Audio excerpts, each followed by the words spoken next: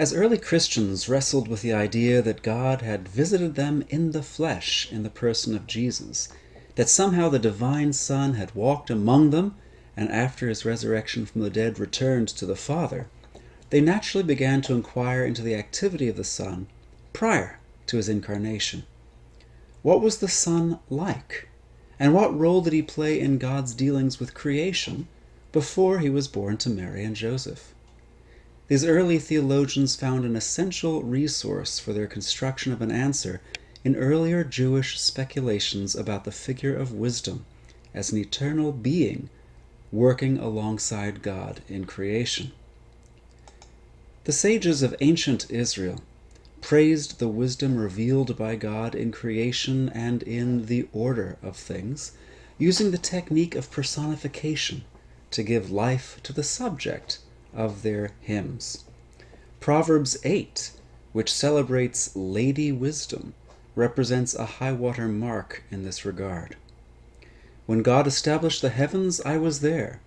When he drew a circle on the face of the deep, when he made firm the skies above, when he established the fountains of the deep, when he assigned to the sea its limit, so that the waters might not transgress his command. When he marked out the foundations of the earth, then I was beside him, like a master worker, and I was daily his delight, rejoicing before him always. Whoever finds me finds life, and obtains favor from the Lord. But those who miss me injure themselves. All who hate me love death. In this personification, in this speech actually, put onto the lips of the figure of Lady Wisdom, this personified characteristic of God that is now seen as somehow, while still connected to God, yet independent, an actor or agent beside God. In this poem-like passage, we see the development of a figure who works beside God, even in the act of creation, of the creation of heaven and earth. We find a skilled intelligence active alongside, although in concert with, God. And we also find this emphasis on the importance of connection with this figure. Connection with wisdom in the present is essential to finding life, rather than death. Now, what began as a mere personification of the quality of wisdom in Proverbs 8 takes on even more personality and being in the description of wisdom in Wisdom of Solomon, a text from perhaps the late 1st century BC or early 1st century AD, probably coming from the Egyptian diaspora Jewish community. This is spoken in the guise of Solomon. Wisdom, the skilled fashioner of all things, taught me. She is a breath of God's power, and a spotless mirror of God's power to act, and an image of God's goodness. Being one, she is capable of all things, and remaining intact in herself, she renews all things and enters into holy souls generation after generation, making them prophets and God's friends. Wisdom is thus envisioned as a mediator between God and creation, and these expressions give voice to the conviction that God's creation was gracefully ordered and perfectly planned, and indeed, that in the contemplation of the wisdom of God's works, one had access to a reflection of the Almighty's goodness and perfection. Of special importance here is a conception of wisdom as an emanation of God, and as that which carries and perfectly represents God's image, God's power to act, and God's power. This is a substantial development of the tradition of Lady Wisdom in Proverbs 8:22-31. It is precisely this language that early Christians like Paul the anonymous author of the letter to the Hebrews and the author of the fourth gospel began to use to talk about the Son in his existence before being born in human likeness. For example, in Colossians 1, the Son is the image of the invisible God, the one who is first over all creation, because all things were created by him, both in the heavens and on the earth, the things that are visible and the things that are invisible. All things were created through him and for him. He existed before all things, and all things are held together by him. The figure of wisdom provides the raw material for Christian reflection on the Son, both in his being, as an image of the invisible God, a representation of God's image and God's glory, and in his pre-incarnate activity, as God's agent in the act of creation and in the ongoing sustaining of what was created. All things are held together in him. We see similar emphases in the opening of the letter, the so-called letter, really more of a sermon, to the Hebrews. In these more recent days, God spoke to us in a Son, whom he made heir of all things, through whom he created the ages, who is the radiance of God's glory and the exact imprint of God's being, sustaining all things by his powerful word. The details of the pre-incarnate life of the Son as agent of creation were filled out by means of this Jewish cultural knowledge about wisdom. The Son's current function of bearing or sustaining all things by his powerful word also reflects attributing to the Son the duties formerly attributed to wisdom. The language of reflection and imprint used by the author of Hebrews to describe the relationship of the Son to the Father bears so close a resemblance to the language of wisdom of Solomon as to suggest direct influence. When we come to the fourth gospel, with its most famous opening verses, we come to an even closer parallel to Jewish wisdom discourse, since now we're not confronted with the name of Christ or Son until later in the prologue, but rather with the far more impersonal Word. In the beginning was the Word, and the Word was with God, and the Word was God. He was in the beginning with God. All things came into being through him, and without him not one thing came into being. What has come into being in him was life, and the life was the light of all people. In this passage, we again see a pre-incarnate figure who is now so closely identified with God as to be not simply the reflection of God or exact impression made by God's imprint, but even to be equated with God. The Word was God. So the closest identification we've seen yet, and also the emphasis on the Word as agent in creation. All things came into being through him. Without him, not one thing came into being. So now, even more closely, language resonant with wisdom, somewhat heightened at this point with the sheer identification with God, is being used to talk about the pre-incarnate activity and person of the Son. A little later in the prologue of the fourth gospel, we read this: "He was in the world, and the world came into being through him, yet the world did not know him. He came to what was his own, and his own people did not accept him."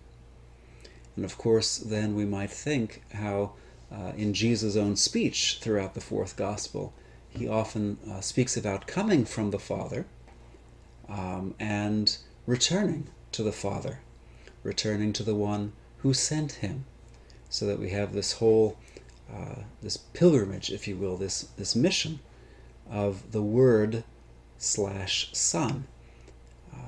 This is highly reminiscent of another story about wisdom, the figure of wisdom, this time as told in 1 Enoch 42. Wisdom went forth from heaven to dwell with the children of human beings, but she found no dwelling place. So wisdom returned to her place and settled permanently among the angels. Wisdom in this text, although the author of 1 Enoch would never use this language,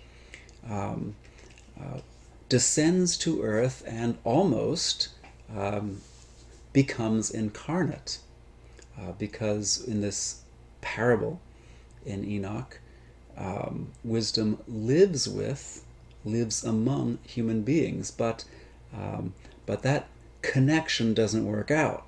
She doesn't find a permanent place to live there, and so she returns to heaven.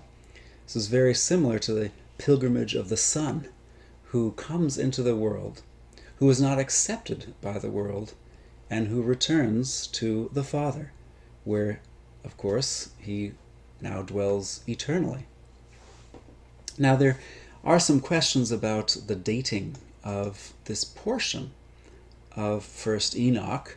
This portion of 1 Enoch, chapters 37 to 71, is normally seen as a discrete, separable section from the rest of 1 Enoch, which itself is composite.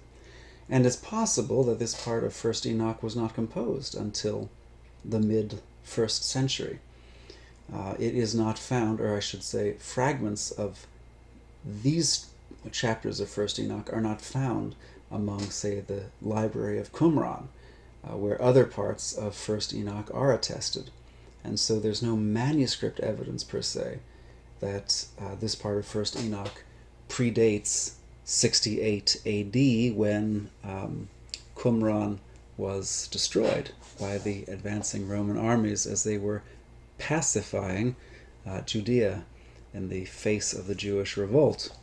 However, arguments have also been made quite cogently for at least a Herodian date for the so-called parables of Enoch, 1 Enoch 37 to 71. Either way, it predates the fourth gospel, perhaps even by several decades, and perhaps even without direct influence could tell us about wisdom traditions that were out there beyond Proverbs and Wisdom of Solomon for early Christian theologians to use as they themselves reflected more on the career of Jesus, who came from the Father, but was not able to find acceptance among the created beings, those whom he himself had even brought into existence by virtue of being God's partner and agent in creation, hence returning to the Father.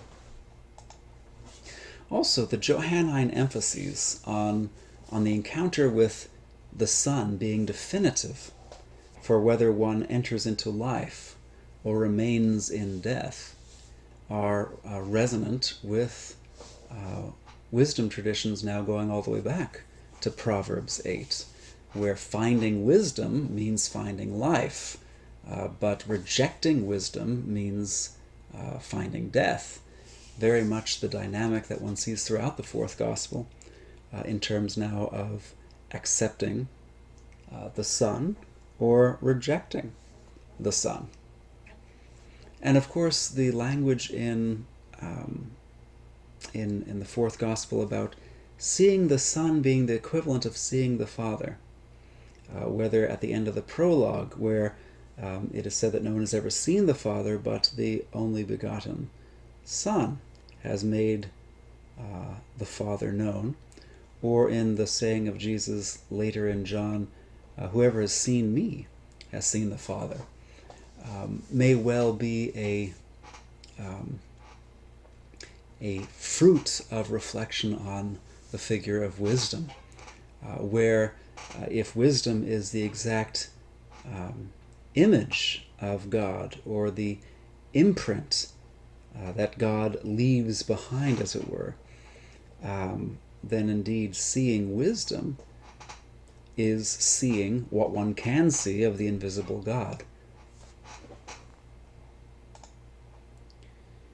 Church Fathers would continue to return especially to this same passage from Wisdom of Solomon 7 as they worked out the relationship of the persons of the Trinity, asking questions, for example, concerning the subordination or equality of the Father and the Son, concerning whether or not the Father and the Son share the same essence, as in the line from the Nicene Creed of one being with the Father, or concerning the eternal generation of the Son from the Father, as in the line again from the Nicene Creed, eternally begotten of the Father. Identifying the figure of wisdom with the Son, the theologian Quodvalt Deus applies Wisdom 8:1 to the Son. The fact then that the Son, quote, reaches in strength from one corner of the earth to the other, ordering all things well, end quote, argues for the Son's equality with the Father, since he displays the same omnipresence and omnipotence. The eternity of the Son is affirmed by Dionysius of Alexandria on the basis, in part, of identifying the Son with wisdom. If the Son is an emanation of the power of God, as Wisdom 7:25 says, as a radiance from God's light, now connecting with Hebrews 1:3, the Son and the Father must share in the same eternal nature. These same metaphors bespeak the identity of the unity of essence shared by the Father and the Son, such that they are not two beings, but one. They are no more two beings than the radiance of light is an entity distinct and separable from the source of light, as Ambrose and Augustine would argue. Or in the words of Fulgentius of Ruspa, so as to show that the Son is infinite along with the Father, the sacred Scripture was careful to say of wisdom, it is the reflection of the eternal light, a spotless mirror of the majesty of God and an image of his goodness. In this testimony are shown the oneness of nature, the distinction of persons, and the infinite equality of the Father and the Son. It is noteworthy, however, that to establish such important points of Trinitarian and Christological doctrine, it is ultimately not to Colossians or Hebrews that Fulgentius has appealed, but to a text about the figure of wisdom from the intertestamental period.